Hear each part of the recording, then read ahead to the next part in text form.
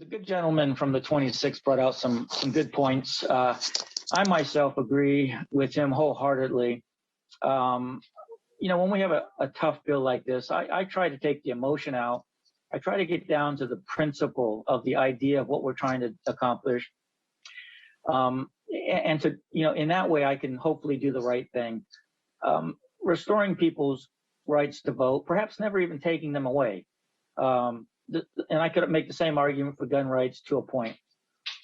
Our Christian values, we believe in redemption. When a person has committed a crime and is convicted and has done their time and they're being released, we want that person to be made whole again. So the principle of gaining your voting rights back is a solid one. It's on solid footing, and I agree with that. To the point to where a few hours ago I was leaning towards voting yes on this bill. I fundamentally believe we should restore the rights to vote of people who have paid their debt to society. Now, having said that, if we go back, I believe it was 2009, the good gentleman was just referring to the current legislation that led to the restoration of voting rights, that we see today. Madam Speaker, I'm willing to bet that legislation was put together by people on both sides of the aisle, through committee, through debates, through floor action like this, to restore a person's right to vote.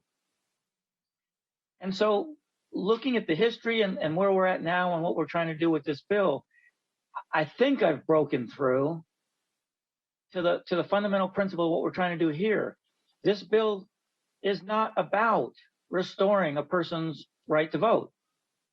It's not about that, because we already have that. We already have RCWs and laws that restore a felon's right to vote. So it's not about that. It's about the timeline for a person to regain the right to vote.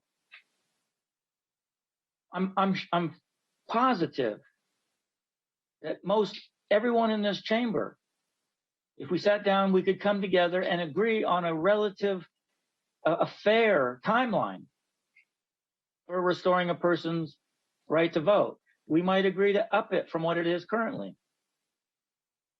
Many, at least on my side, have a problem with the timeline, the rush to allow someone to vote after they're sort of released, but they're still in partial confinement, or they haven't paid their LFO off. They're maybe on the pathway to doing so.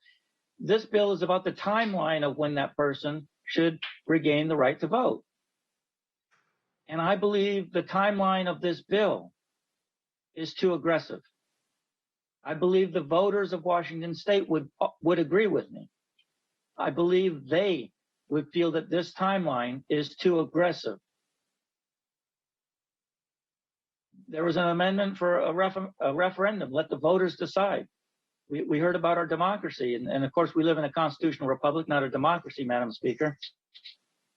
But the principle being the same, that the people are the owners of this government. They send us to Olympia to represent them, not to rule over them, to represent them. And I feel very confident, Madam Speaker, that the majority of people in the state of Washington would not agree with the timeline of this bill.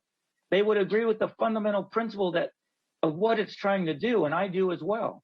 Let's restore voting rights for people who have served their time and paid their debt to society. Let's do that. It's a good thing. And the good woman, the sponsor of this bill, I wholeheartedly agree with what she's attempting to do. I believe the timeline is off, Madam Speaker.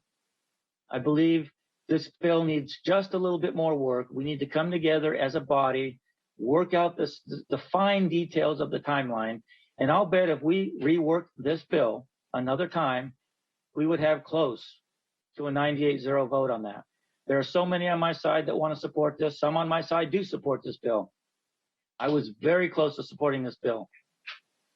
But it just, again, the timeline of this bill, I believe, is too aggressive. I believe the current RCWs can be looked at and perhaps be made a little better. And if we were to do that, Madam Speaker, I would wholeheartedly support a bill like this. But today I have to be a no for those reasons.